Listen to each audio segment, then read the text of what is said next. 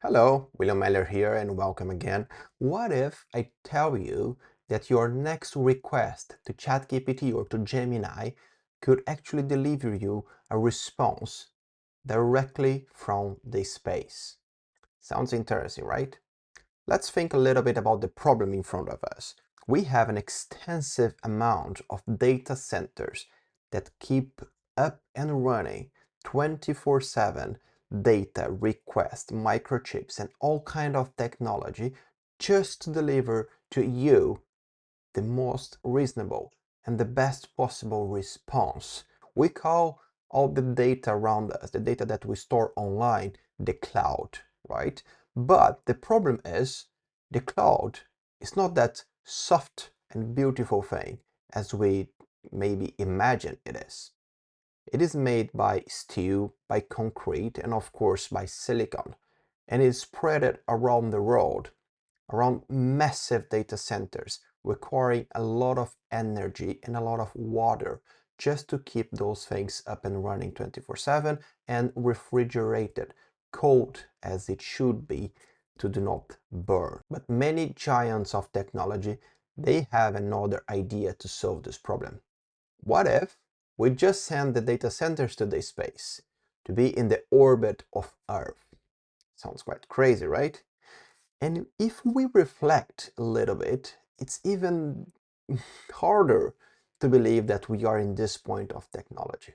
Around 20 years ago, if you remember, you were maybe afraid to just put your credit card information on the internet and buy something. You are not sure what is going to happen. Will that be delivered? What will happen with my information?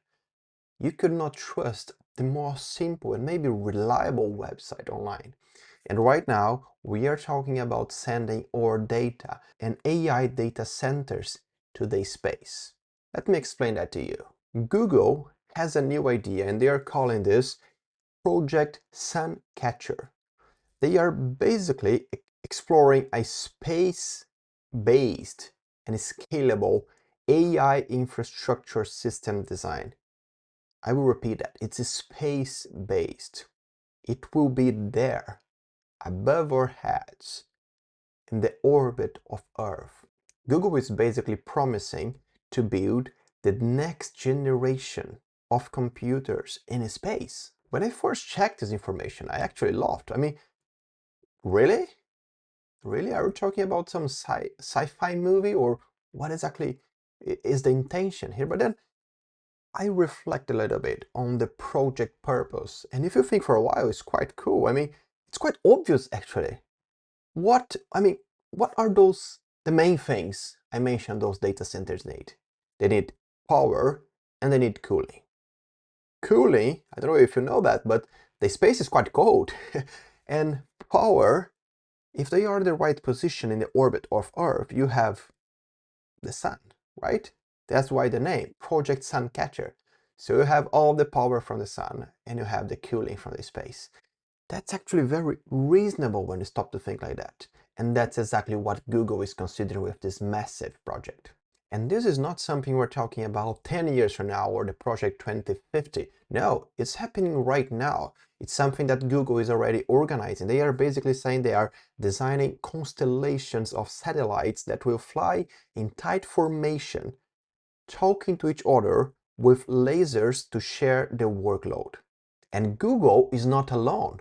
No, of course not. There is a company called StarCloud, and they just launched their new satellite in the orbit of Earth, the size of a fridge. And what is inside that? NVIDIA GPUs. Of course, the same microchips that powers the supercomputers around the world. And this technology is already there, above your head. And there is more. IBM is doing that as well.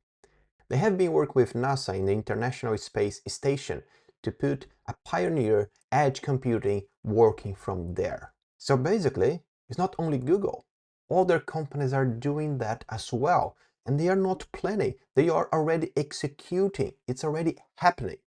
So maybe right now, while you're watching this video, there is data being processed in any kind of information transfer that you're working on related to AI that is maybe coming from a data center on the space. And why should you care? I mean, talking specifically about career now, that is the main topic on this channel. Why should you care? Well, we've been talking a lot that AI is going to steal your job, right? It's going to steal my job, it's going to steal your job or jobs. Well, think about the opportunities here. Of course, you can think a little bit on the funny side on the possible LinkedIn titles that could come from that. Space tech support specialist. I mean, someone who need to fix those data centers, right? Imagine the kind of skills that you need to develop. You know what? I'm talking seriously about the opportunities here. AI will for sure replace some jobs. We've been talking about where and when, but of course it will happen the same way that other revolutions and technologies replaced some jobs. But the point is, humans are being around for a long time. I don't know if you know that.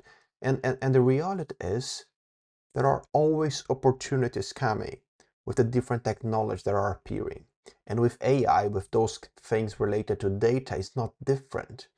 If we're talking about sending data to the space, there will be a lot of opportunities to work, opportunities for your career that could come from that. And imagine 10 years from now, all the new opportunities, the new things that we don't even know right now that will be around us, and maybe great opportunities for business, for entrepreneurship, or to work. As I mentioned, around 20 years ago, we were scared to buy online, and now we are sending our data to the space. Imagine what else is coming. If you liked this video, if it made you reflect a little bit about AI and your career and all the opportunities that are coming from this revolution, please don't forget to subscribe to this channel, to like this video, and to share that with your friends and your connections, because maybe that can impact or create some reflections for them as well. See you in the next video. Bye.